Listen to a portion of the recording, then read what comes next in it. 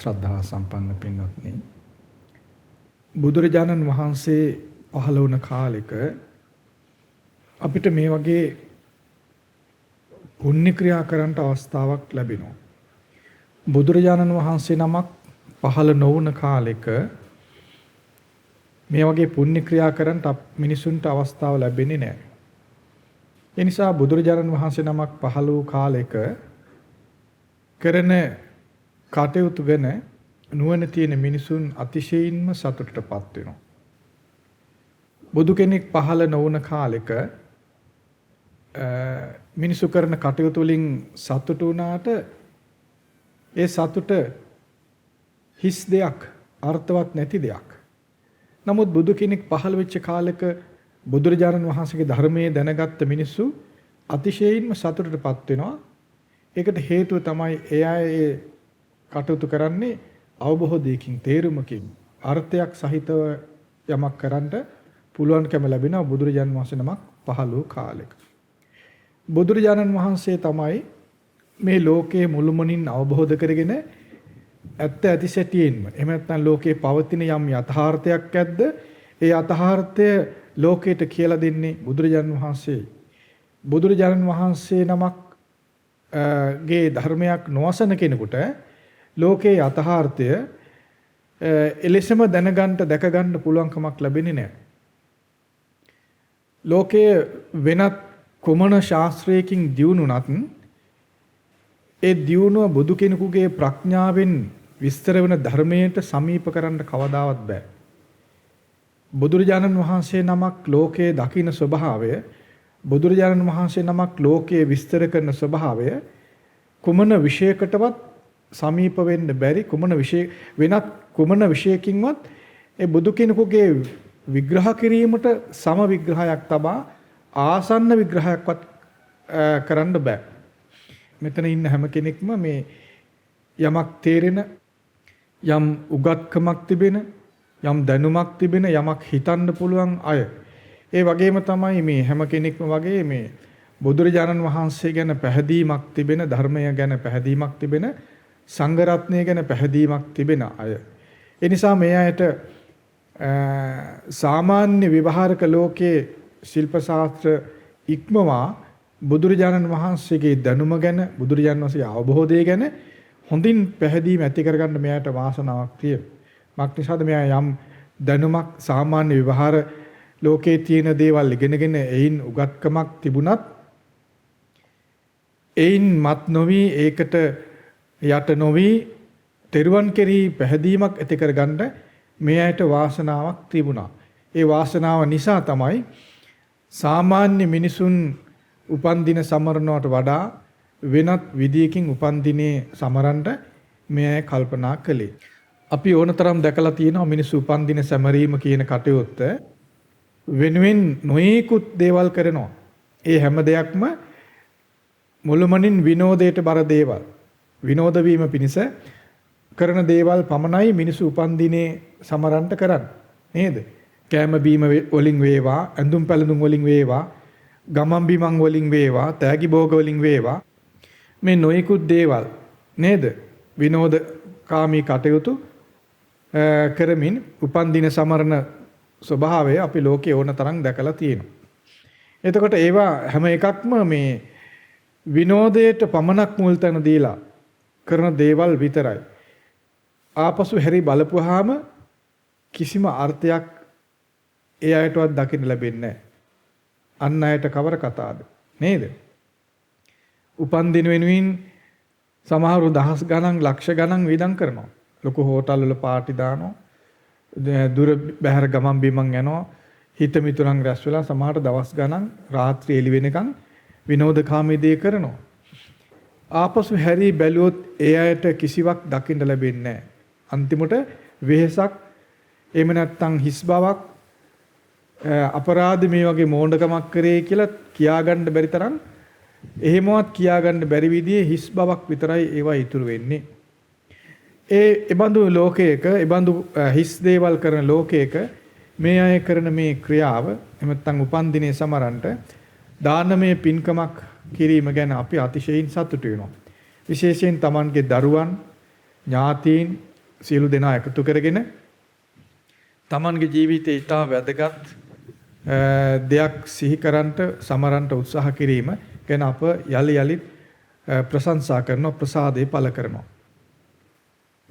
පින්වත්නි අප මුලින් සඳහන් කළා මේ ලෝකේ විද්‍යාව නොයෙකුත් විශේෂ ශාස්ත්‍ර ගොඩාක් දියුණු වෙලා තියෙනවා. අනාගතේ තව දියුණු වේවි.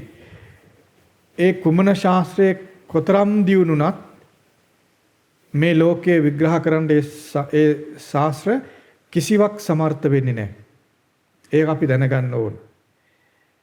බුදුරජාණන් වහන්සේගේ අවබෝධය සමග අප ලෝකයේ තේරුම් ගත්තොත් එහෙම නැත්නම් බුදුරජාණන් වහන්සේගේ අවබෝධයට අපට පැහැදීම ඇති කරගන්න පුළුවන් වුණොත් මේ ලෝකේ අන් සියලු ශිල්ප ශාස්ත්‍ර කොතරම් දියුණු වෙනවා කියලා කිව්වත් ඒ කිසිම ශිල්ප ශාස්ත්‍රයකට ලෝකයේ ගැන නිවැරදි විග්‍රහයක් කරන්න බැරි බව අපට තේරෙනවා.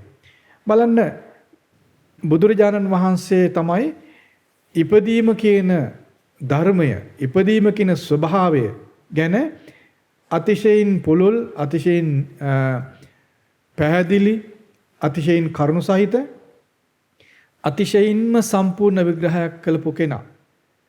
බුදුරජාණන් වහන්සේගේ ධර්මය දන්නා, ධර්මයේ පිළිගන්න අයට ඉපදීම ගැන ඊටාම නිවැරදි, ඊටාම පැහැදිලි සම්පූර්ණ දැනුමක් තියෙනවා.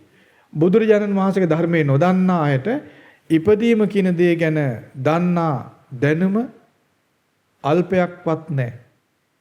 ඉපදීම ගැන දන්නේ නැති අය ඉපදීම ගැන කොහොම සමරන්නද? එතන බුදුරජාණන් වහන්සේ ඉපදීම ගැන ඊටාම නිවැරදි පුළුල් පැහැදිලි විග්‍රහයක් කරනවා. ඒ විග්‍රහය ලෝකයේ අන් ශිල්ප ශාස්ත්‍ර කොතරම් දියුණුනත් ඒ විග්‍රහය තේරුම් ගන්න හෝ ඒ භාගතුන් වහන්සේගේ අවබෝධය අඳුන ගන්න පුළුවන් කමක් ලැබෙන්නේ නැහැ. ඒ නිසා ඔබත් අපිත් කවුරුත් වාසනාවන්තයි බුදුරජාණන් වහන්සේ ගැන පැහැදීමක් ඇති කරගන්නට සමර්ථ වීම ගැන. බලන්න බුදුරජාණන් වහන්සේ අපට කොහොමද කියලා දෙන්නේ? මේ ලෝකේ ඉපදීම කියලා දෙයක් තියෙනවා කියලා කියන්නේ මුලින්ම පෙන්වන්නේ බුදුරජාණන් වහන්සේ. බුදුරජාණන් වහන්සේගේ ධර්මය පිළිගන්න අය ඉපදීම කියන ධර්මය පිළිගන්නවා. බුදුරජාණන් වහන්සේගේ ධර්මය පිළි නොගන්නා අය මේ ලෝකයේ අන් සියලු ශිල්ප ශාස්ත්‍ර කොතරම් දියුණුනත් ඉපදීම කියන ධර්මය පිළිගන්නේ නැහැ. බුදුරජාණන් වහන්සේගේ ධර්මය පිළි නොගන්නා අය ඉපදීම පිළි නොගෙන මැවීමක්, පහළවීමක්, නිර්මාණය කිරීමක්, නිර්මාණය වීමක් මේ වගේ දෙයක් පිළිගන්නවා. තමන්ම භෞතික දේවල් ගොඩාක් පිළිගත්තා වුණත් ඉපදීම පිළිගන්නට අසමර්ථයි බුදුරජාණන් වහන්සේගේ ධර්මයේ පිළි නොගන්නා අයට. බලන්න මේ ලෝකේ කොයිතරම් හිස් බවෙන් යුක්තයිද කියලා. නේද? භෞතික දේවල් වල දියුණුවක් ගොඩාක් තිබුණත් යථාර්ථය පිළිගන්න මිනිසුන් අසමර්ථයි බුද්ධ වචනේ පිළි නොගන්නා තාක්. බුදුරජාණන් වහන්සේගේ ධර්මය එහෙම නැත්නම් බුදුරජාණන් වහන්සේගේ අවබෝධය පිළිගන්නා කුඩා දරුවා වුණත් ඉපදීම කියන ධර්මය, ඉපදීම කියන ස්වභාවය ලෝකේ තියෙනවා කියලා පිළිගන්නවා. බුදු කෙනෙක් පහළ නොවන තාක් ඉපදීම කියලා ධර්මයක්, ඉපදීම කියලා ස්වභාවයක් ලෝකේ තියෙනවා කියලා දන්නේ නැහැ. ඉපදිනවා පේනවා. ඒත් මිනිස්සු පිළිගන්නේ නැහැ ඉපදිනවා කියලා දෙයක් තියෙනවා කියලා. බලන්න කොතරම් අන්ධයිද, කොතරම් අනවබෝධයක්ද තියෙන්නේ ලෝකයේ කියලා. ඒ අන්ධ බව, ඒ අනවබෝධය බැහැර කරමින් ලෝකයට ඉපදීම කියන ධර්මයක් තිබෙනවා කියලා මුලින්ම පෙන්වන්නේ බුදුරජාණන් වහන්සේ. බලන්න බුදුරජාණන් වහන්සේගේ අවබෝධය කොයිතරම් නිවැරදිද, යථාර්ථවත්ද, සම්පූර්ණයිද කියලා. ඉතින් බුදුරජාණන් වහන්සේ ඒ විදිහට මේ ඉපදීම කියන ධර්මයේ ලෝකයට පෙන්වා දෙනවා වගේම ඉපදෙන ආකාරات පෙන්වනවා. ඉපදෙන ආකාර 4ක් තිබෙනවා කියලා බුදුරජාණන් වහන්සේ පෙන්වා දෙනවා. අපි අහලා තියෙනවා, අපි ඉගෙනගෙන තියෙනවා. 4 ආකාරයක ඉපදීම් ගැන බුදුරජාණන් වහන්සේ පෙන්වා දෙනවා. අණ්ඩජ, ජලාබුජ, සංසේදජ, ඕපපාතික කියලා ආකාර 4කින් මේ ලෝකයේ ඉපදීම කියන ධර්මයේ සිදු වෙන බව බුදුරජාණන් වහන්සේ පෙන්වා දෙනවා. බලන්න මේ ලෝකයේ තිබෙන අනිකුත් ශිල්ප ශාස්ත්‍ර කොතරම් දියුණුනත් මේ ඉපදෙන ආකාර 4 අවබෝධ කරන්න ඒ ශාස්ත්‍ර ඒ ශිල්ප සමර්ථ වෙයිද? කිසි කලක සමර්ථ වෙන්නේ නැහැ. පැහැදිලිද? එනම් බලන්න බුදුරජාන් වහන්සේ අවබෝධයට ආසන්නයටවත් ලං වෙන්න පුළුවන් වේද මේ නූතන හෝ වේවා අනාගත අතීත වර්තමාන කොයි කාලයවත් තිබෙන අනිකුත් ශිල්ප ශාස්ත්‍රවලට පුළුවන්කමක් ලැබෙන්නේ නැහැ. එමනම් අපි තේරුම් ගත යුතුයි බුදුරජාණන් වහන්සේ තමයි මේ ලෝකයේ යථාර්ථය ඇත්ත ඇති සැටියෙන්ම අවබෝධ කරන පළමු කෙනා. ඒ අවබෝධය එමෙතන් ඒ යථාර්ථය තේරුම් ගන්නට යමෙක් සමර්ථ නම් ඔහු බුදුරජාණන් වහන්සේගේ අවබෝධය පිළිගත යුතුමයි. බුදුරජාණන් වහන්සේගේ අවබෝධය කෙරෙහි පැහැදීමක් ඇති කරගත යුතුමයි.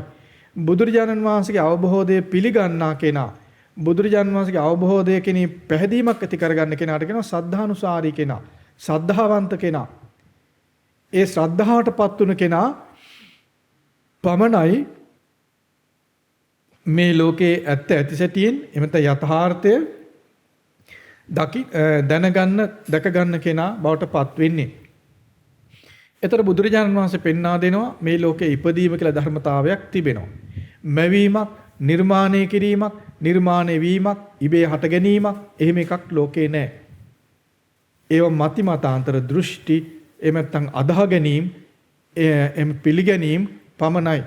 ඒවා කවදාවත් යථාර්ථයක් නොවේ. යථාර්ථයක් වෙන්නෙත් නැහැ. යථාර්ථයක් කරන්න පුළුවන්කමක් ලැබෙන්නෙත් නැහැ. යථාර්ථය තමයි ඉපදීම කියන දේ. එතකොට බුදුරජාණන් වහන්සේ ඉපදීම ආකාර 4කින් සිදුවෙන බව අපට පෙන්වා තිබෙනවා. ඒ තමයි අණ්ඩජ, ජලාබුජ, සංසේදජ සහ ඕපපාතික කියන ආකාර 4ෙන් සත්වීන් ලෝකේ ඉපදෙනවා. එතකොට අණ්ඩජ ඉපදීම කියලා කියන්නේ බිත්තරයක්, එහෙම කට්ටක්, එහෙම සිවියක් වැනි දෙයක් ඇතුලේ ඉපදීමක් සිදුවීම. ජලාබුජ කියලා කියන්නේ මව් කුසක් ඇතුලේ උපතක් සිදුවීම. ඊළඟට සංසේදජ උපත කියලා කියන්නේ තෙත් පරිසරයක්. එහෙම නැත්නම් කුණුන එහෙම නැත්නම් ජරාවටපත් වෙච්ච තෙත සහිත තැනක ඉපදීමක් සිදුවීම. ඕපපාතික ඉපදීම අර කලින් සඳහන් කර ආකාර තුනෙන්ම තොරව ඕපපාතිකව යම් සත්වයින් ඉපදීම තමයි ඒ ආකාරයෙන් පෙන්වන්නේ. ඒතර ඒ ආකාර 4න් තොරව වෙනත් ක්‍රමයකට කිසිම සත්වයක් ලෝකේ ඉපදින්නේ නැහැ. මිනිසුන් වේවා, වෙනත් තිරිසන් සතුන් වේවා, പ്രേත සතුන්, දෙවියන්, බඹුන් මේ ආදී සියලු අය කොයි කවුරුණත් යම් කලක ලෝකේ ඉපදෙනවා නම් ඉපදෙන්නේ මේ ආකාර 4න් එකකටයි.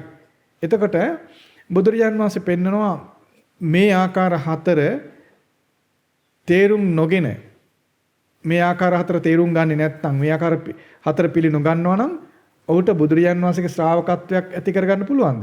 ඇති වෙන්නේ නැහැ. යමෙක් මේ උපදින ආකාර 4 පිළිගත්තොත් එයින්ම ශ්‍රාවකත්වයට පැමිණෙනවා. එයින්ම බුදුරජාන් වහන්සේගේ ශ්‍රාවකෙක් බවට ඔහුපත් වෙනවා. ඒ තමයි බුදුරජාන් වහන්සේ අවබෝධය පිළිගන්නවා කියලා කියන්නේ. බලන්න අවබෝධය පිළිගන්න අසමර්ථ කෙනාට කොච්චර දැනුම තිබුණත් ලෝකය ගැන දන්නවා කියලා හිතුවත් මේ ඊටාම නිවැරදි වෙන කෙනෙකුට දැක ගන්න අසමර්ථ දේ දකින්න දැනගන්න සමර්ථ වෙන්නේ නැහැ නේද? බුද්ධ වචනේ පිළි නොගන්න කෙනාට. මේ ලෝකයේ කොයිතරම් ප්‍රසිද්ධ වුණත් මිනිස්සු අතර කොයිතරම් උගත්යයි සම්මත වුණත් බුද්ධ වචනේ පිළි නොගත්තොත් ලෝකයේ ඇත්ත ඇති සැටියෙන් දකින්න කවදාවත් කාටවත් ලැබෙන්නේ නැහැ. ඒ නිසා බුදුරජාණන් වහන්සේ නමක් 15 කලක ඒ ධර්මය අහන්න පුළුවන් විදිහේ මනුෂ්‍ය ජීවිත ලැබීම ගැන සතුටටපත් වෙන්නේ. ඒ බඳු අය විදිහට ඉපදීම Tamanගේ උපන් දිනේ මෙලෙස සැමරීම ගැන අපි යලිත් සතුටටපත් වෙනවා, ප්‍රසාදයටපත් වෙනවා. ඒතර බලන්න බුදුරජාණන් වහන්සේ පෙන්වා දෙන ඒ ඉපදෙන ආකාර 4 ගැන ලෝකේ මිනිසුන් දන්නවා නම් ඔවුන් යමක් නිවැරදිව කරන්න, අර්ථවත්ව කරන්න ඔවුන් පෙළඹෙනවා. බුදුරජාණන් වහන්සේ පෙන්නනවා බිත්තරයක් අස්සේ ඉපදෙන සත්තු ඉන්නවා. දැන් අපි දන්නවා සර්පයෝ, කුරුල්ලෝ වෙනත් නොයෙකුත් සතුන් බිත්තර අස්සේ ඉපදෙනවා. බලන්න එතකොට අපි ඒ වගේ තැනක ඉපදුනා නම් අද පුළුවන් වේද අපට මේ මිනිස්සු විදිහට මේ ගත කරන ජීවිතය අපට තියෙයිද? ලැබෙන්නේ නැහැ නේද? ඊළඟට බලන්න ජලාබුජ කියන ක්‍රමයට ඉපදෙන සතුන් අතර මව් කුසක ඉපදෙන සතුන් අතරත් සත්තු සර්පයෝ ඊළඟට ඒ වගේ ඉපදෙනව නේද? ඒතර අපි බලන්න මිනිස් මවකගේ කුසේ ඉපදෙන්නේ නැතුව වෙනත් තැනක ඉපදුනා නේද? ඊළඟට බලන්න අර තෙත් පරිසරයක ඉපදෙන අය කුණු වෙච්ච මස් කෑලි නැත්නම් කුණු වෙච්ච වතුර පල් වෙච්ච තැන්වල ඉපදෙන සතුන් ඉන්නවා. ඒතර බලන්න අපි ඉපදුන තැන ඊට වඩා ගොඩක් යහපත් නේද? ඊළඟට ඕපපාතික සත්වයින් ඕපපාතික උපදින සත්වයින් අතර ප්‍රේතයින් නිරිසතුන් දෙවියන් බඹුන් මේ ඔක්කොම ඕපපාතික ඉපදෙන්නේ. කලාතුරකින් මිනිසුත් ඕපපාතික උපදින බව බුදුරජාණන් වහන්සේ පෙන්වා දෙනවා. ඒතර බලන්න අපි ඕපපාතික සතුන් වෙලා තිරිසන් ලෝක මේ പ്രേත ලෝකේ නිරේ වගේ තැනක ඉපදුනා නම් නේද? එහෙනම් අද මේ ගත කරන ජීවිත අපට ලැබෙන්නේ නැහැ. බලන්න ඒතර අපි අණ්ඩජ ක්‍රමයට එහෙම තම් බිත්තරයක ඉපදෙන්නෙත් නැතුව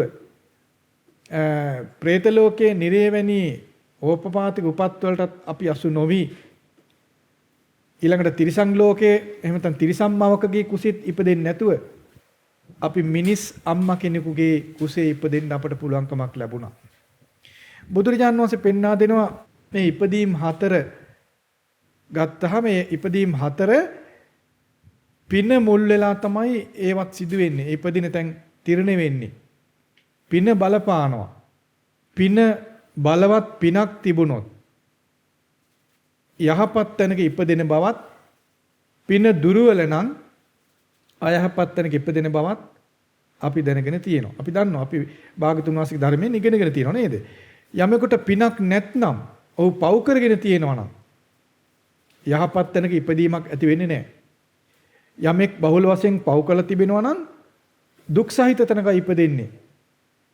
පින් කරගත්ත කෙනා සැප සහිත තැනක ඉපදෙනවා. ඒතර බලන්න ඕපපාතික උපතක් ලැබුණොත් යම් කෙනෙකුට ඒ ඕපපාතික උපත ලැබෙන හැමෝටම සැප සහිත තැනක් හම්බෙන්නේ නැහැ. പ്രേත ලෝකේ නිරේ ඕපපාතික උපත් තියෙන්නේ. දෙවියන්ට ඕපපාතික උපත් තියෙනවා. ඒතර එහෙනම් ඒ ඕපපාතික උපත් ලබන සිළු දෙනා එක සමාන විපාක ලබන්නේ නැහනේ. එහෙනම් ගොඩක් පව් කරගත්ත අය പ്രേත ලෝකේ නිරේ ඕපපාතික උපදිනවා.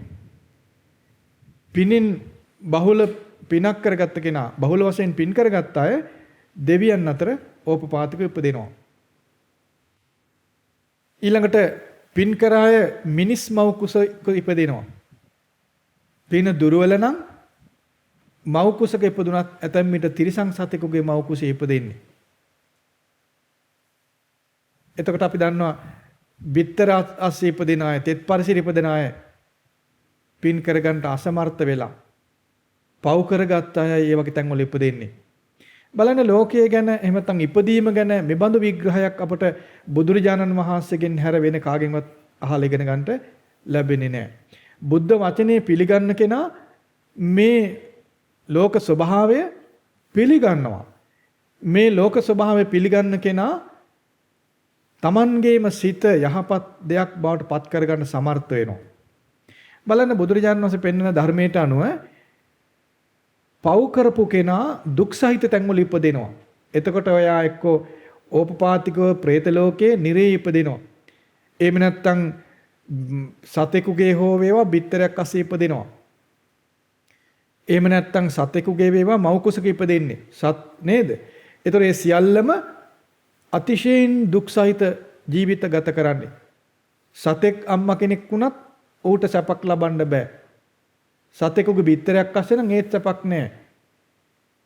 තෙත් පරිසරයක නම් නිරේ പ്രേත ලෝකේ නම් ඒ සතුන් සියල්ලම දුක් විඳින අය බවට පත් වෙනවා. දුක් සහිත ලෝකවලටයි ඒ උපත අයිති වෙන්නේ. ඊළඟට මිනිස් මව් කුසක් තුල ඉපදෙනවා නම් යම් කෙනෙක් ඒ මිනිස් මව් කුසේ ඉපදුණු කෙනාට ඒ මව් කුසට පහළ ආදා පටන්ම යම් සුවයක් යම් කරුණා මෛත්‍රියක්, අනුකම්පාවක්, ආදරයක්, සෙනෙහසක් භුක්ති විඳින්න පුළුවන්කම ලැබෙනව නේද? අම්මා කෙනෙකුගේ බඩට මිනිස් අම්මා කෙනෙකුගේ බඩට ළමයෙක් ආදාපටන් ඒ දරුවා කෙරෙහි ඒ සත්වයා කෙරෙහි කරුණාවක්, අනුකම්පාවක්, සෙනෙහසක් ඒ ළමයා කෙරෙහි යහපත් බලාපොරොත්තු, යහපත් ප්‍රාර්ථනා මිනිසු තුල තියෙනවා නේද? එහෙනම් මිනිස් මව් කුසක ඉපදෙන්න ලැබීම පිනක විපාකයක්. ඊළඟට දෙවියන් බඹුන් අතර ඉපදීම පිනක විපාකයක්. මක් නිසාද? ඒ ලෝක මුළුමනින්ම සැපසහිත විපාක තිබෙන නිසා. මිනිස් මව් කුසක ඉපදුනත් මිනිස් මව් කුසේ ඉපදෙන සියලුම සත්වයින් සැප විඳිනවද? මිනිසුන් වෙලා ඉපදෙන අයගෙන් කීයෙන් කී දෙනාද යම් සැපසහිත ජීවිතයක් ගත කරන්නේ නේද? බොහෝ දෙනා කර්කස දුක් වලට ගොදුරු වෙනවා නේද? අපට සමහර විට පේන්නේ නැහැ මේ බඳු දේවල්. නමුත් ලෝකයේ බොහෝ දෙනා විවිධාකාර විදිහේ දුක් දුම්නස් වලට ගොදුරු වෙනවා මිනිස් මව් කුසක ඉපදුනා වුණත්. ඒතර බුදුරජාණන් වහන්සේ පෙන්වා දෙනවා මේ විදිහට ඉපදීම කියලා ධර්මතාවයක් ලෝකේ තියෙනවා. ඒ ඉපදින ස්වභාවයන් හතරක් ලෝකේ තිබෙනවා. ඒ ඉපදින ස්වභාවයන් හතරක් හතරම ඒ හතර ආකාරයටම ඉපදීම සිදු වෙන්නේ පින සහ පව මොල් වෙලා. ඒ ඉපදීම් තීරණය වීම පිණිස පිනත් පවත් බලපානවා.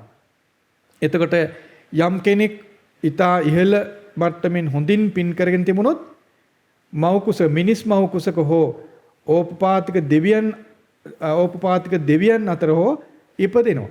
යමෙක් පව් කරගෙන නම් ඔවුන් ඕපපාතිකව අපායේ නැත්තම් പ്രേත ලෝකේ ඉපදෙනවා. එහෙම නැත්තම් බිත්තරයක් අස්සේ, එහෙම නැත්තම් තිරිසන් සතෙකුගේ කුසක, මනුෂ්‍ය ලෝකයේ මිනිස් මවකගේ කුසේ ඉපදුනත් පව් කරගෙන නම් ඔහුට ගොඩාක් දුක් සහිත ස්වභාවයන්ට ගොදුරු වෙන්න වෙනවා. බලන්න බුදුරජාණන් වහන්සේ මේ ලෝකේ විග්‍රහ කරන විදිහ වෙනත් විෂයක් සමර්ථ වෙනවද ඒ විදිහ විග්‍රහයක් කරන්න? කවදාවත් සමර්ථ වෙන්නේ නැහැ. ඊළඟට බුදුරජාණන් වහන්සේ පෙන්වා දෙනවා මේ ඉපදීම කියන දේ දුකට අයිති දෙයක් විදිහට. බලන්න මේ විග්‍රහයන් කොයිතරම් කරුණ සහිතයිද කියලා. ඉපදෙන ආකාර හතරක් පෙන්නනවා නේද? එක් ක්‍රමයක් තමයි ඕපපාතිකව ඉපදෙනවා. ඒතර නිරේ പ്രേත ලෝකේ වගේ තැන් ගත්තොත් මුළුමනින්ම දුක් සහිතයි. ඊළඟට බිත්තරයක් අස්සේ ඉපදෙන සතුන් ඉන්නවා. සැප මාත්‍රයක් හොයන්න හම්බෙන්නේ නේද?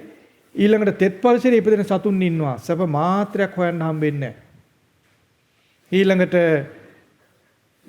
මව් කුසක ඉපදෙන සතුන් ඉන්නවා.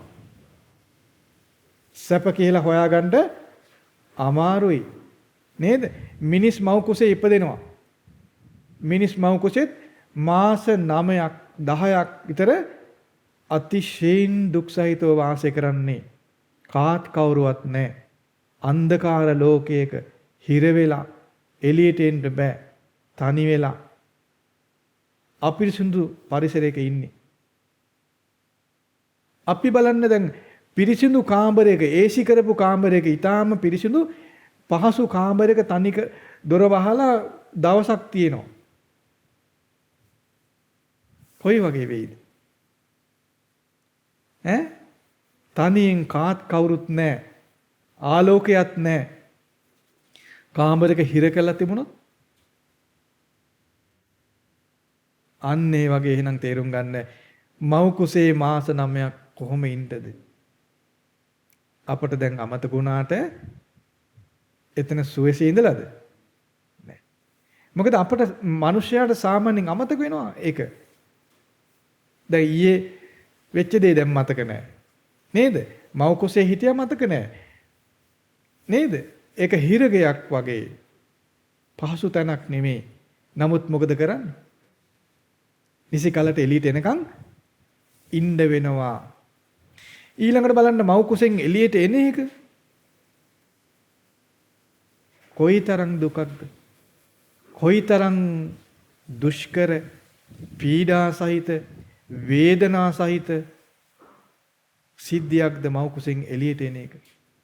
මව් කුසේ ඉපදීමත් මව් කුසේ ඉඳීමත් දුක් සහිතයි. මව් කුසෙන් එළියට එන එක අතිශයින්ම දුක් සහිතයිනේ. විලාප දීගෙන අතිශයින් අමාරු දුෂ්කර කටයුත්තක් බවට තමයි ඉපදීම කියන දේ සිද්ධ වෙන්නේ. එතකොට ඒ නිසා බුදුරජාණන් වහන්සේ පෙන්වා දෙනවා ඉපදීම කියන දේ දුකට අයිති දෙයක් විදිහට බුදුරජාණන් වහන්සේ පෙන්වා දෙනවා. පැහැදිලිද? ඈ? ජාතිපි දුක්ඛා කියලා පෙන්වන්නේ ඒක. ඒක. ඉපදීම දුකක් කියලා පෙන්නපු දේ නෑ එහෙම නෙවෙයි කියලා නුවණ තියෙන කිසිවෙකුට කරුණු සහිතව පෙන්වන්න බෑ. ඉපදීම දුකක්මයි. දැන් බලන්න අපි කලින් ඉගෙන ගත්තනේ තෙත් පරිසරයක ඉපදුනොත් ඒ ඉපදීම, බිත්තරයක් අස්සේ ඉපදුනොත් ඒ ඉපදීම, ඕපපාතිකව නිරේ പ്രേත ලෝකේ ඉපදීම, මව් කුසක ඉපදීම, එනං ඉපදීම සමස්තයක් වශයෙන් ගත්තොත් දුකක්මයි. එහි සැපක් තියනවා කියලා කියන්න බෑ. නේද? දැන් ඔබට තේරෙනවද ජාතිපි දුක්ඛා කියන කරුණ? ටිකක් තේරුම් ගන්න පුළුවන් නේද? ඒ ගැන හිතන්න ඕන. ඒ ගැන හිතනකොටයි තේරෙන්නේ බුදුරජාණන් වහන්සේ ලෝකේ යථාර්ථය අවබෝධ කළා. ඒ අවබෝධයට අභියෝග නැහැ. ඒ අවබෝධය සංශෝධනය කරන්න පුළුවන් කෙනෙක් ලෝකේ ඉපදෙන්නේ නැහැ. වෙනත් අයෙකුට ඉබඳු අවබෝධයක් ලබන්න බෑ. බුදුරජාණන් වහන්සේගේ ධර්මයේ පිළිගන්න කෙනාටත් බුදුරජාණන් වහන්සේ තරම් පරිපූර්ණව මේ ධර්ම අවබෝධ කරන්න බෑ. ඔහුට තිබෙන්නේ බුදුරජාණන් වහන්සේ පෙන්වූ දේ පිළිගැනීම නිසා ඇතිවෙන අවබෝධයක් පමණයි. නමුත් බලන්න මේ ධර්මයේ ඒ බුදුරජාණන් වහන්සේ පෙන්වපු ධර්මයේ අපි හොඳින් තේරුම් ගන්න උත්සාහ කළොත් අපට තේරෙනව නේද? මව් කුසේ ඉපදීමත් දුකක් කියලා. නේද? ඒතර ඕපපාතික ඉපදීම, බිත්තරයක් අසේ ඉපදීම, තෙත් පරිසර ඉපදීම ගැන කවර කතාවද? නේ? නමුත් මිනිස්සු මේව කල්පනා නොකර නිසා නේද මේ අවබෝධයක් ඇති නොවෙන්නේ. කල්පනා කරන්න තනියෙන් පුළුවන් ද කල්පනා අපිට හිතුව හිතට කල්පනා කරන්න බෑ. ඇයි මතක නෑ ලෝකේනේ? දැන් අපි අම්මගේ කුසේ හිටිය කියලා අපිට මතකද? අම්මගේ කුසෙන් එළියට ආව අපි කෑ ගහගෙන විලාප දීගෙන වේදනාවෙන් මතකද අපිට? කිසි කෙනෙකුට මතක නෑ. එහෙම මතක් කරගන්න බෑ. අතිශයින්ම කලාතුරකින් කෙනෙක් තමයි එච්චර දුරට මතක් කරගෙන ගියොත් එහෙම. එහෙම මතක් කරගන්න පුළුවන් සමර්ථය නෑ. ඒකයි බුදුරජාණන් වහන්සේගේ අවබෝධය විශ්මිතයි. කිසිවෙකුට ඒ අවබෝධයට සම කරන්න තියා ආසනට යන්න බෑ. බලන්නතර අපේ බුදුරජාණන් වහන්සේගේ අවබෝධය පිළිගත්තොත් අපට හිතන්න පුළුවන් නේ නිවැරදි දෙයක්. බුදුරජාණන් වහන්සේගේ අවබෝධය පිළි නොගත්තොත් අපට තෙත් පරිසර ඉපදීම ගැන, බිත්තරක් අස ඉපදීම ගැන, ඊළඟට මව් කුසේ ඉපදීම ගැන හිතන්න බෑ. තේරෙන්නේ නැහැ. එimhe හිතන්න අපට තේරෙන්න ඕනනේ. නේද? එහෙනම් බලන්න මව් කුසේ ඉපදීමත් පිළිගන්න බැරි කෙනා, ඒ මව් කුසේ ඉපදීමවත් පිළි නොගන්න කෙනා බිත්තරක් අස්සේ ඉපදීම පිළිගනීද? මව් කුසේ ඉපදීම දුකයි කියලා තේරුම් ගන්න බැරි කෙනා බිත්තරයක් අස්සේ ඉපදීම දුකයි කියලා තේරුම් ගනීද? මව් කුසේ ඉපදීම තේරුම් ගන්න බැරි කෙනා සංසේදජ උපත තේරුම් ගනීද? එය දුකයි කියලා තේරුම් ගනීද? මව් කුසක ඉපදීම පිළිගන්න අසමර්ථ කෙනා ඕපපාතික උපත පිළිගනීද? ඕපපාතික උපත පිළිගන්න අසමර්ථයි මව් කුසේ හෝ ඉපදීම පිළිගන්න කැමති නැති කෙනා. එහෙනම් ඉපදීම පිළිගැනීම යථාර්ථය පිළිගැනීම. ඉපදීම කියන ධර්මයේ පිළිගැනීම ඇත්ත ඇති සැටියෙන් පිළිගැනීමක්. ඉපදීම කියන දේ පිළිගැනීම සම්මා දිට්ඨිය. යථාර්ථය පිළිගැනීමක්. ඒක පූර්ණ අවබෝධයක් ඇති කරගන්න සමර්ථකමක් ඉපදීම පිළිගැනීම. ඒතර ඒ විදිහට ඉපදීම ගැන පෙන්වන බුදුරජාණන් වහන්සේ අපට පෙන්වන්නේ ඉපදීම දුකට අයිති ධර්මයක් විදිහටයි. මේ ලෝකේ දුක කියලා යම් දේවල් තිබේද? ඒ දුකට අයිති ධර්මතාවලින් ප්‍රධාන කරුණක් තමයි ඉපදීම. බලන්න බුදුරජාණන් වහන්සේගේ ධර්මයේ පිළි නොගන්න කෙනෙක් ඉපදීම දුකයි කියලා හිතන්න උට තේරෙයිද? තේරෙන්නේ නේද? ඔහු සමර්ථ වේද ධර්මයේ පිළි නොගන්නා බුදුරජාන් වහන්සේගේ අවබෝධය පිළි නොගන්නා කෙනෙක් ඉපදීම දුකක් කියලා හිතන්න පෙළඹෙයිද? ඉපදීම පිළි නොගන්න කෙනා ඉපදීම දුකයි කියලා හිතන්න පෙළඹෙන්නේ නැහැ. ඔහුගේ හිත එදෙසට නැමෙන්නේ නැහැ. එතකොට ඊළඟට බුදුරජාණන් වහන්සේ පෙන්වා දෙනවා ඉපදීම ගැන තවදුරටත් පෙන්වා දෙනවා. ඒ කුමක්ද? ඉපදීම දුකක් කියලා පෙන්නන අතර ඉපදීම නිසා ඉපදෙන්නා වූ දේවල් ගැනත් කියලා දෙනවා. බලන්න බුදුරජාණන් වහන්සේ අවබෝධය කොච්චර පුළුල් පරාසයක් දක්වා විකාශනය වෙනවද? කොච්චර සම්පූර්ණ වූ අවබෝධයක්ද කියලා බලන්න. නේද? එයින්ෙන් අතපොත ගාපු තේරුම දැනුමක්ද මේක? නෑ. සම්පූර්ණ වෙච්ච දැනුමක් බුදුරජාණන් වහන්සේට තිබෙනවා. එතකොට බුදුරජාණන් වහන්සේ පෙන්වනවා ඉපදීම කියලා දෙයක් තියෙනවා. ඉපදෙන ආකාර 4ක් තිබෙනවා. ඒ ආකාර 4ෙන්ම ඉපදීම සිදු වෙනවා. ඒ ඉපදීම දුකට අයිති දෙයක්. ඊළඟට බුදුරජාණන් පෙන්වා දෙනවා ඒ ඉපදීම නිසා ඉපදෙන දේවලුත් තියෙනවා. ඒ ඉපදීම නිසා ඉපදෙන්නා වූ යම් තාක් දේ ඇද්ද ඒ සියල්ලම දුකට අයිති කියලා බුදුරජාණන් පෙන්වා දෙනවා. ඒ නිසාම බුදුරජාණන් පෙන්නනවා ඉපදීම නිසා දුක හට ගන්නවා කියලා. බලන්න ඉපදීම දුකක්, ඉපදීම නිසා උපදින දේවල් එනම් දුකක්. ඉපදීම දුකක් නම් ඉපදීම නිසා හට ගන්නා වූ දේවල් සැපක් බවට පත් වෙන්නේ නැහැ. ඉපදීම දුකක්, ඉපදීම නිසා යම් තාක් හට ගන්නා දේයක්ද ඒ සියල්ලම දුකට අයිති දේවල් විදියට භාග්‍යවතුන් වහන්සේ පෙන්වා දෙනවා. ඊළඟට බුදුරජාන් වහන්සේ එතනින් අපේ දැනුම සීමා කරන්නේ නැහැ. මොනවද ඉපදීම නිසා හටගන්න දේවල් කියලා දෙනවා. බලන්න බුදුරජාණන් වහන්සේ අපට පෙන්නනවා ඉපදීම නිසා හටගන්න දේවල් තියෙනවා. ඒ තමයි ඉපදෙන කෙනාට එමෙත ඉපදීම නිසා ජරාවටපත් වීම කියන දේ සිද්ධ වෙනවා. ඒ හට ගන්නවා. බලන්න මේක ඇත්තක්ද බොරුවක්ද කියලා. ඉපදෙනකොට යමක් ඉපදෙනවා නම් ඉපදීම නිසා ජරාවටපත් වීම හට ගන්නවා. මරණය කියන දේ හට ගන්නවා. රෝග පීඩා හට ගන්නවා. ප්‍රියන්ගෙන් වෙන්වීම කියන දේ හට ගන්නවා. අප්‍රියන් හා එකතු වීම කියන දේ හට ගන්නවා. ශෝක කිරීම කියන දේ හට ගන්නවා. වැළපීම් කියන දේ හට ගන්නවා. සුසුම් හෙලීම් කියන දේ හට ගන්නවා. මේ ලෝකේ යම් තාක් දුක් දුම්නස් තියෙනවා නම් ඒ සියල්ලම ඉපදීම නිසා හටගන්න දේවල්. බලන්න බුදුරජාණන් වහන්සේ අවබෝධයේ කොයිතරම් කරුණ සහිතයිද, කොයිතරම් නිවැරදිද, කොයිතරම් පරිපූර්ණයිද, කොයිතරම් පිරිසිදුයිද, කොයිතරම් යථාර්ථවත්ද.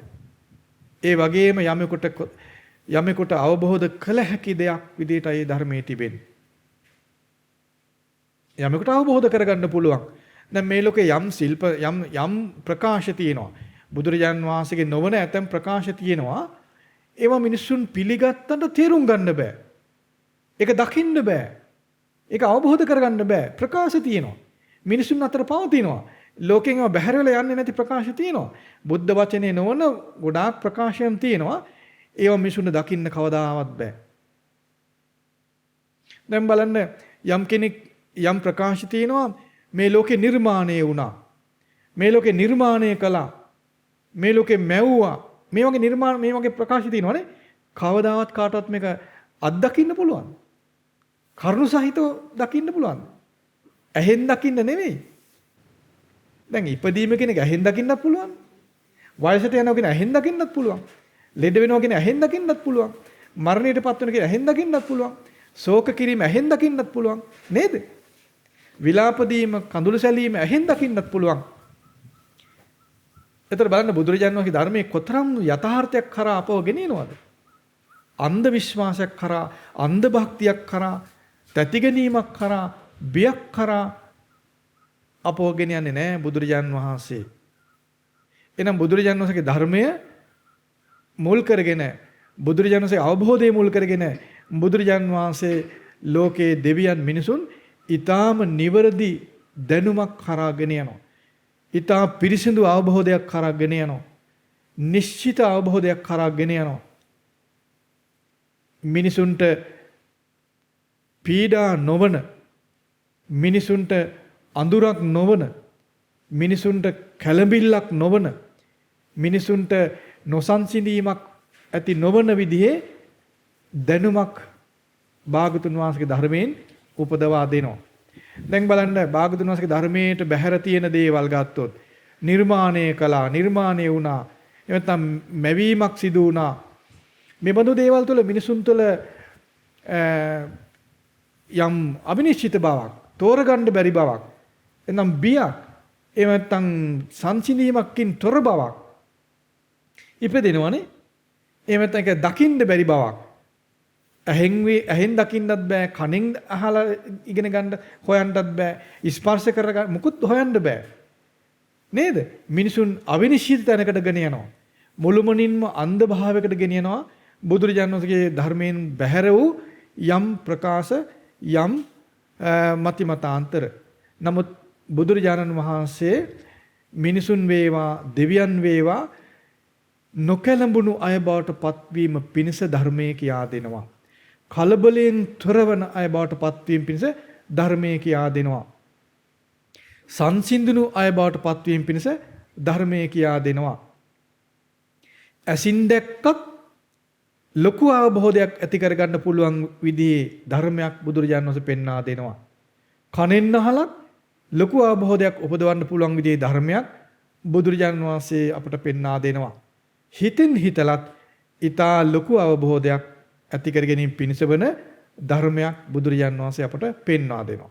ඒ වගේම කරුණු ගලපලා, කරුණෙන් කරුණ ගලපලා තේරුම් ගැනීම පිණිසත් ලොකු ධර්මයක් අපට පෙන්වා දෙනවා. ඒ වගේම බුදුරජාණන් වහන්සේ හේතු සහිතව, කරුණු සහිතව පිළිගැනීම පිණිස වන ධර්මයක් අපට පෙන්වා දෙනවා. ඒ නිසා බුදුරජාණන් වහන්සේ පහළ වූ කලක ඊටාම නිවැරදි විදිහට ලෝකය ගැන විග්‍රහ කළ ඒ බුදුරජාණන් වහන්සේගේ ධර්මයේ තිබෙන කලක ඉපදිලා ඒ ධර්මය තේරුම් ගන්න පුළුවන් විදිහට ධර්මයේ ශ්‍රවණය කරන්න අවස්ථාව ලැබීම ගැන ඔබ අප කවුරුත් අතිශයින්ම සතුටටපත් වෙන්න ඕන. ඒතර බුදුරජාණන් වහන්සේ පෙන්වා දෙනවා මේ ඉපදීම කියලා ධර්මයක් ලෝකෙ තිබෙනවා. ඒ ඉපදෙන ආකාර හතරක් තිබෙනවා. ඒ ආකාර හතරෙන් කුමන ආකාරයක ඉපදුනත් ඒ සියලුම ඉපදීම් දුකට අයිති ධර්මයන් බවත් පෙන්වා දෙනවා. ඒ නිසා ඒ වගේම බුදුරජාණන් වහන්සේ පෙන්වා දෙනවා ඉපදීම නිසා යම් දේ හට ගන්නවා. ඉපදීම නිසා හට ගන්නා වූ යම් තාක් දේ ඇද්ද ඒ සියල්ල දුකට අයිති දේ බව බුදුරජාණන් වහන්සේ පෙන්වා දෙනවා. ඒ නිසා බුදුරජාණන් වහන්සේ පෙන්වා දෙනවා මේ ලෝකයේ දුක නම් වූ යම් දෙයක් තිබෙනවා කියලා. ඒක යථාර්ථයක් බව බුදුරජාණන් පෙන්වා දෙනවා. දුකෙන් තොර දුක නැහැ කියලා කාටවත් පෙන්වන්න බෑ කියලා පෙන්වා දෙනවා. ලෝකේ අතීතේ වේවා, අනාගතේ වේවා, වර්තමානයේ වේවා ඒ දුක කියන ධර්මයේ ලෝකේ තියෙනවා. බුදුරජාණන් වහන්සේ පහළ වුණත් නැතත් ඒ දුක කියන ධර්මයේ ලෝකේ තිබෙනවා කියලා බුදුරජාණන් පෙන්වා දෙනවා. මොකද්ද ඒ දුක කියන ධර්මය? ඉපදීම දුකක්, වයසට යෑම දුකක්, ලෙඩවීම දුකක්, මරණයටපත් වීම දුකක්, ප්‍රියයන්ගෙන් වෙන්වීම දුකක්, අප්‍රියයන් හා එකතු වීම දුකක්, කැමති දේ නොලැබීම දුකක්, කායික දුක්, මානසික දුක්, සුසුම් හෙලීම්, වැළපීම්, මේ සියල්ල දුකට අයිති දෙයක්. මේ සියල්ල එක්ව ගත්තාම මේ දුකට අයිති ධර්මයන් සියල්ලටම දුක කියලා බුදුරජාණන් පෙන්වා දෙනවා. ඒතර මේ දුකට අයිති ධර්මයන් සියල්ල මේ ලෝකේ සෑම කල්හිම පවතින දේවල්. මේවා දුක නෙමෙයි කියලා නුවණ තියෙන කිසිවෙකුට කරුණු සහිතව පෙන්වන්න පුළුවන් කමක් නැහැ. මේවා දුක නෙමෙයි කියලා බැහැර කරන්න පුළුවන් කමක් ඇත්තේ නැහැ. ඊළඟට මේන් තොර මේ පෙන්නපු කරුණු වලින් තොරව දුකට අයිති තවත් දේවල් තියෙනවා කියලා වෙන කෙනෙකුට පෙන්වන්නත් බෑ. බලන්න බුදුරජාන් වහන්සේ මේ ලෝකයේ යථාර්ථය නිශ්චිත වශයෙන් පෙන්නනවා. කරුණු සහිතව පෙන්නනවා. සංශෝධනය කරන්න පුළුවන් කමක් ලැබෙන්නේ නැහැ වෙන කෙනෙකුට. ලෝකයේ ඒ දුකට අයිති ධර්මයන් බැහැර වෙලා යන්නේ නැහැ. ඒවා තියෙනවා ලෝකේ. ඒතකොට බුදුරජාණන් වහන්සේ පෙන්වා දෙනවා මේ දුකට අයිති ධර්මය නිකම්ම හටගන්නේ නැහැ. ඒක කාගේවත් මැවීමක් නෙමෙයි. ඒක ඉබේ හටගන්නේ නැහැ. කවුරුත් කරන දෙයක්ුත් නෙමෙයි. බුදුරජාණන් වහන්සේ පෙන්වා දෙනවා මේ දුකට අයිති ධර්මයන් සියල්ල එහෙනම් මේ දුක හේතුවකින් හටගන්න දෙයක්. ඒ දුක එහෙම නැත්නම් ඉපදීම නිසා හටගන්නා ඉපදීම නිසා හටගන්නා වූ ජරා මරණ ශෝක පරිදේව දුක් දුම්නස් කියන සියල්ලත් ඒ සියල්ලට කියනවා මේ දුක කියලා. ඒ දුක හේතු සහිතයි. හේතු රහිත නෙමෙයි කියනවා. ඉබේ හටගන්නේ නැහැ. තව කෙනෙක් විසින් කරන දෙයක්වත් නෙමෙයි කියනවා. ඒකට හේතුව විදිහට භාගතුන්ස පෙන්නනවා තෘෂ්ණාව, තණ්හාව. තණ්හාව තමයි මේ දුකේ හේතුව කියලා බුදුරජාණන් පෙන්වා දෙනවා. එතන භාගතුන්ස පෙන්නනවා තෘෂ්ණාව නිසා හටගන්නා වූ යම් දුකක් ඇද්ද ඒ තෘෂ්ණාව නැත්නම් ඒ දුක නැහැ කියලා භාගතුන්ස පෙන්නනවා.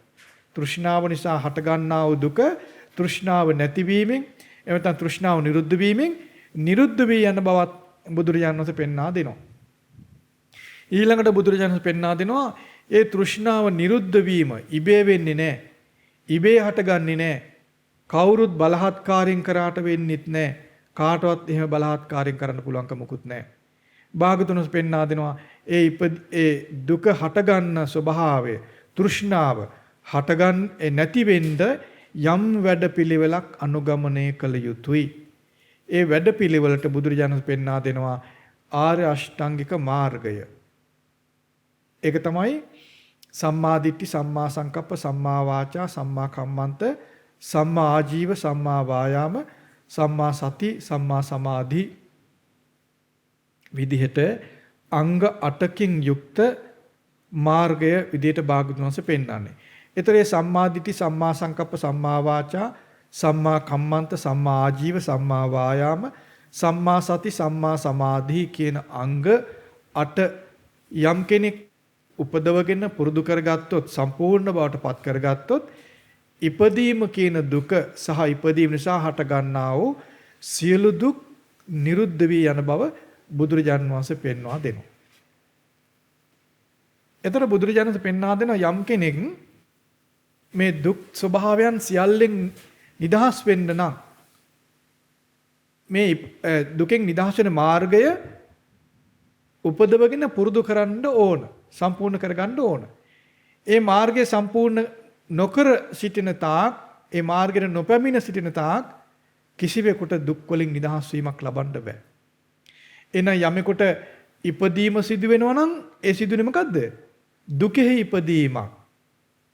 ඊළඟට ඒ දුක් ඉපදීම සිදු වුණා නම් ජරාවටපත් වීම කියන දුක, මරණයටපත් වීම කියන දුක, ලෙඩවීම කියන දුක, ප්‍රියන්ගෙන් වෙන්වීම කියන දුක, අප්‍රියන් හා එකතු වීම කියන දුක, කැමැති දේ නොලැබීම කියන දුක, කායික දුක්, මානසික දුක්, සුසුම් හෙලීම්, කඳුළු සැලීම් මේ ආදී සියලු දුක් වලට ගොදුරු වෙන්න වෙනවා.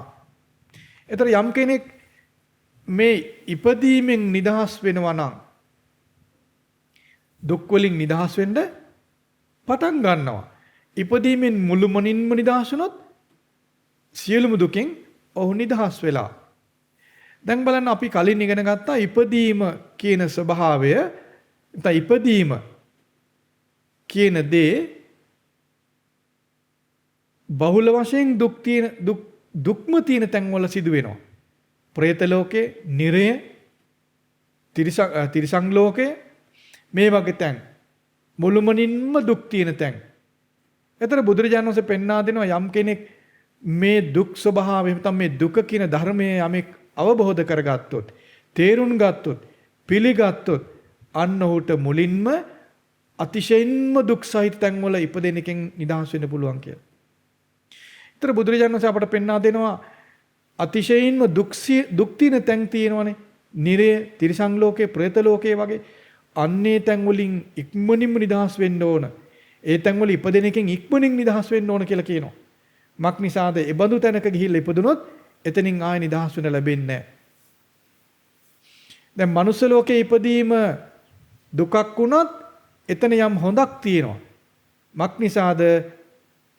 මේ ලෝකේ අවබෝධ කරගන්න පුළුවන් වෙන්නේ මනුස්ස ලෝකේ ඉපදෙන කෙනාට. ඇතම් දෙවියන්ටත් පුළුවන්කම තියෙනවා. ඇතම් දෙවියන්ට නම් මොකුත් එහෙම කරගන්න බෑ. තිරිසන් සතුන්ට, പ്രേත සතුන්ට, නිරි සතුන්ට ලෝකයේ ගැන කිසිවක් දැනගන්න දැක ගන්න බෑ. මිනිසුන්ට පුළුවන් දෙවියන්ට පුළුවන් ලෝකේ ගැන දැනගන්න.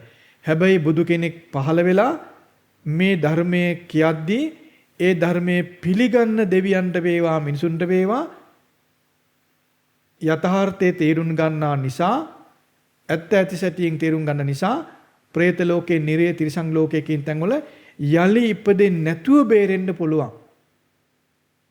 නමුත් තිරිසන් ලෝකේ නිරේ പ്രേත ලෝකේ ඉපදුණු කෙනාට එයින් බේරෙන්න පුළුවන් කමක් ලැබෙන්නේ නැහැ. ඒ නිසා බලන්න, ඒ නිසා තේරුම් ගන්න ඉපදීම කියන දුකට අයිති ධර්මයේ ගැන අසා දැනගන්න පුළුවන් බුදු කෙනෙකුගේ ධර්මයක් තියෙන කලක මනුස්ස ලෝකයේ ඉපදීම, ඒ ධර්මය අහන්න ලැබීම, ඒ ධර්මයේ තේරුම් ගන්න ලැබීම කොතරම් වාසනාවක්ද? ඒ බඳු වාසනාවක් ලැබුණ වෙලාවකදී ඒ ධර්මයේ පිළි අරගෙන ඒ ධර්මයට අනුව ජීවිතය අවබෝධ කරගත්තොත්, දුක අවබෝධ කරගත්තොත් പ്രേත ලෝකේ නිරේ වගේ තැන් වලට නොගොස් ඒ බඳු තැන් වල විඳින දුකෙන් මුලින්ම නිදහස් වෙන්න පුළුවන්, ඉක්මනින් නිදහස් වෙන්න පුළුවන්. මේ මිනිස් ජීවිතයේ ගෙවි අවසන් වෙන්න පෙර බුදුරජාණන් වහන්සේගේ ධර්මයේ පිළි නොගත්තොත් പ്രേත ලෝකෙන්, නිරේන්, තිරිසන් ලෝකෙන් බේරෙන්න පුළුවන් කමක් ලැබෙන්නේ නැහැ. ඒ ලෝකවලට යන්න සිදු වෙනවා. ඒ ලෝකවල උපතින් බේරෙන්න පුළුවන් කමක් ලැබෙන්නේ නැහැ. බුදුරජාණන් වහන්සේගේ ධර්මයේ පිළි නොගත්තොත්. ඒ නිසා අප මේ ලෝකයේ ගැන ධර්මයට පරිබාහිරව තියෙන විෂයන් කොතරම් ඉගෙන ගත්තත් ඒ ඉගෙන ගැනීම එපා කියලා අපි කවදාවත් කියන්නේ නැහැ. ඉගෙන ගැනීම අවශ්‍ය වෙනවා. සාමාන්‍ය ව්‍යවහාර විෂයන් ඉගෙන ගන්න ඕන මිනිස්සු. ඒ දැනුම සාමාන්‍ය ජීවිතයේ ගත කරන්න උවමනා කරනවා. නමුත් තේරුම් ගන්න මේ ලෝකයේ ඇත්ත ඇත්තටින් දැන ගැනීම පිණිස ඒ විෂය අපට වෙනත් විෂයක් අපට මඟ පෙන්වන්නේ නැහැ. මේ ලෝකයේ ගැන ඇත්ත ඇත්තටින් දැන නොගත්තොත් ඉපදීම කියන දුක තේරුම් ගන්න අපට බෑ. ඉපදීම කියන දුක තේරුම් ගන්න බැරි කෙනාට ඉපදීම නිසා හට ගන්නා වූ දුක් කෙසේ දැනගන්නද? දැන් ඉපදීම නිසා හට ගන්නා වූ වයසට යෑම කියන දුක, ලෙඩවීම කියන දුක, මරණය කියන දුක, ප්‍රියන්ගෙන් වෙන්වීම කියන දුක, අප්‍රියන් හා එකතු වීම කියන දුක, හඬන එක, වැළපෙන එක, ශෝක කරන එක, විලාප දීලා අඬන එක, මේ වගේ දුක් ස්වභාවයන් කිසිසේත් අවබෝධ කරගන්න ලැබෙන්නේ නැහැ. ඉපදීම ගැන තේරුම් ගන්න අසමර්ථ කෙනා. ඒ නිසා බුදුරජාණන් වහන්සේ පෙන්වන ධර්මයට අනුව ඉපදීම ගැනම තේරුම් ගත්තොත්, ඉපදීම ගැන අවබෝධ කරගත්තොත් එයින්ම ඇත්ත ඇතිසටින් දන්නා නුවණ උපදව ගත්තා බවට පත් වෙනවා. එහෙම නැත්නම් යථාර්ථය දැනගත්තා බවට පත් වෙනවා. එහෙම නැත්නම් සම්මාදිට්ඨිය ඇති කරගත්තා බවට පත් වෙනවා. ඒ සම්මාදිට්ඨියෙන් යුක්ත කෙනා දොස් සහිත කල්පනාවන් නූපදවා ඉන්න සමර්ථ කෙනා බවට පත් වෙනවා. බලන්න, ඉපදීම පිළිගන්න කෙනා දුක් සහිත බියජනක ඉපදීම් අඳුන ගන්නවා. දුක් සහිත බියජනක ඉපදීම් සිදු වෙන්නේ පවෙහි විපාකයක් නිසා කියලා ඔහු තේරුම් ගන්නවා, පිළිගන්නවා. ඒතර ඉපදීම ගැන, ඉපදීම කියන ධර්මයේ පිළිගන්න කෙනා, ඉපදීම තේරුම් ගන්න කෙනා දුක් සහිත බියජනක උපතක් ඇති කරවන්නා වූ පාපී ක්‍රියා ගැන බිය වෙනවා. ඒ පාපී ක්‍රියා කරන්ට මැලි වෙනවා. ඒ පාපී ක්‍රියා කරන්ට පැකිලෙනවා. ඒ පාපී ක්‍රියා කරන්ට අකමැති වෙනවා. පාවට ලැජ්ජාව ඇති කර ගන්නවා. ඒ පවෙන් ඔහු නිදහස් වෙනවා. ඒ පාපී ක්‍රියා නොකර ඉන්න තාක් ඔහු එබඳු ලෝකයක, දුක් සහිත ලෝකයකට යන්නේ නැහැ. බලන්න, ඒතර ඉපදීම පිළිගත්තොත්, ඉපදින ආකාර පිළිගත්තොත්, ඉපදීම කියන ධර්මයේ ඊටා හොඳින් තේරුම් ගත්තොත්, පිළිගත්තොත්, ඉපදීම හේතු සහිතයි කියලා පිළිගත්තොත්, ඉපදීමේ හේතුව දුක් සහිත ඉපදීමක හේතු, දුක් සහිත උපතක් ඇති කරන්න හේතු වෙන පාපී ක්‍රියා කරන්ට ධර්මයේ පිළිගත්ත කෙනා අකමැති වෙනවනේ. අකමැති වෙනවා. ඔහු ඒ පාපී ක්‍රියා අතහරිනවා. සියලු පව් නොකරින්ට ඔහු සමර්ථ වෙනවා. ඉපදීම කියන ධර්මය තේරුම් ගත්තොත්. ඒතර ඔහු ඉපදීම කියන ධර්මයේ තේරුම් ගැනීමෙන් දුක් සහිත තැනක ඉපදෙන්න බය වෙනවා, අකමැති වෙනවා. එයින්ම ඔහු සියලු පව් යම්තාක් ලෝකේ පව් ඇද්ද ඒ පව් නොකරින්ට පුරුදු වෙනවා. එයින් ඔහු සියලු පව් නොකරන කෙනෙක් බවට පත් වෙනවා. ඊළඟට ඔහු යම්තාක් යහපත් ක්‍රියා ඇද්ද හොඳ ක්‍රියා ඇද්ද අන්නේ හොඳ යහපත් ක්‍රියා කරන්නට පෙළඹෙනවා. ඔහු දන්නවා මේ පවේ විපාකය මේ පිනේ විපාකය අන්නේ දැනුම ඔහුට ඔහුගේ ජීවිතයේ යහපත් පැත්තට ගෙන යන්න ඒ දැනුම උපකාර වෙනවා. ඒ දැනුමටමයි සම්මාදිට්ඨිය කියලා කියන්නේ. ඒතර උපතත් ඒ උපතේ ස්වභාවය උපතේ ඡායතන විපාක මේවා පිළිගැනීමෙන් තමයි කෙනෙකුගේ ජීවිතය යහපත් පැත්තට නැමෙන්නේ. පින පව තේරුම් ගන්න එයින් පවෙන් නිදහස් වෙලා යහපත් දේ කරන පෙළඹෙන්නේ මේ අවබෝධය හොඳින් නැති කරගත්තොත්. ඒ නිසා ඔබ වාසනාවන්තයි බුදුරජාණන් වහන්සේගේ ධර්මය තියෙන කලක මේ විදිහට උපන් දිනය සමරන්ට කල්පනා කිරීම ඔබගේ වාසනාවක්. ඒ වාසනාවන්ත ක්‍රියාව ගැන අපි යලිත් ඔබට ප්‍රශංසා කරනවා. ඒ නිසා උපන් දිනය සමරන ඔබට ඉපදීම ගැන බුදුරජාණන් වහන්සේ පෙන්නපු දේ තේරුම් කර දෙන්න අප උත්සාහ කළේ මේ උපන් දිනේ මීට වඩා හොඳින් සමරන්ට ඔබට අවස්ථාවක් උපදවා දෙන්නයි. උපන් දිනේ හොඳින් සමරන කෙනා ඇත්තෙන්ම යලි උපදින්න අකමැති කෙනෙක් බවට පත් විය යුතුයි. ඉපදීමෙන් අපට යහපත කළා නම් ඒ එකම එක දෙයක් පමණයි. ඒ තමයි බුදුරජාණන් වහන්සේගේ ධර්මයේ මුණ ගැහින්න අවස්ථාව සලසා දීම පමණයි. එහෙම නැත්නම් ඉපදීම අපට යහපතක් කිසි කලක නොකරන බව තේරුම් ගන්න. බුදුරජාණන් වහන්සේ පහළ වන කලක ඒ ධර්මයේ අහන්න පුළුවන් උපතක් සැලසුණා නම් ඒත් පෙරකල පිනක විපාකයක්මයි. එහෙමනම් පිනින් ලැබුණු මේ උපත ඊටා හොඳින් සමරන්න පුරුදු වෙන්න. ඒ තමයි යලි උපතක් ඇති නොවන විදියට උපත ගැන තේරුම් ගත යුතුයි. යලි උපතක් ඇති නොවන විදිහට ජීවිතේ හදා ගන්න ඕන. උපත ගැන අකමැත්තක් ඇති කර ගන්න ඕන. ඒ විදිහට ඉපදීම ගැන අකමැත්තක් ඇති කරගෙන උපතෙන් නිදහස් වීම පිණිස හිත පිහිටව ගන්න ඕන. ඉපදීම දුකට අයිති දෙයක් කියලා යමෙක් පිළිගත්තොත් ඒ දුකට යලි ගොදුරු වෙන්න නුවණ තියෙන කිසි කෙනෙක් කැමති වෙන්නේ නැහැ. ඒ දුකෙන් නිදහස් විය යුතුයි කියන අදහසට ඔහු පැමිණෙනවාමයි. එතකොට ඒ දුකෙන් නිදහස් වෙන්න ඕන කියන අදහසට පැමිණෙනවා නම් ඒ කෙනා බුදුරජාණන් වහන්සේගේ වචනය පිළිගත් කෙනාමයි. බුද්ධ වචනේ පිළි නොගන්න කෙනා කොහේ හරි ඉපදෙන්න කැමති. ඉපදීමට බය නැහැ ඔහු. යමෙක් බුද්ධ වචනය හොඳින් පිළිගද්ද සම්පූර්ණයෙන් පිළිගනීද ඊතා යහපත් විදිහට පිළිගනීද ඒ සියලු දෙනාම යලි ඉපදෙන්න අකමැති යලි ඉපදෙන්න බයයි. ඔවුන් කැමති වෙන්නේ ඉපදීමක් නැති ස්වභාවයට ඔවුන් කැමති. යලි ඉපදීමක් නැත්නම් ජරා මරණ නැහැ. ඒතර ඉපදීමක් ජරා මරණ වලින් තොරවීමක් ඇද්ද ඒ නිවනේදී නිවන අවබෝධ කරගන්න කෙනා ඉපදීම ජරා මරණ ඒ සියල්ලෙන් නිදහස් වුණු කෙනා බවට පත් වෙනවා. ඒතර බුද්ධ වචනේ යමෙක් පිළිගනීද බුදුරජාන් වහන්සේගේ ධර්මයේ යමෙක් පිළිගනීද ඔවුන් කැමති වෙන්නේ ජාති ජරා මරණ වලින් තොර වූ නිවන අවබෝධ කරගන්නටයි.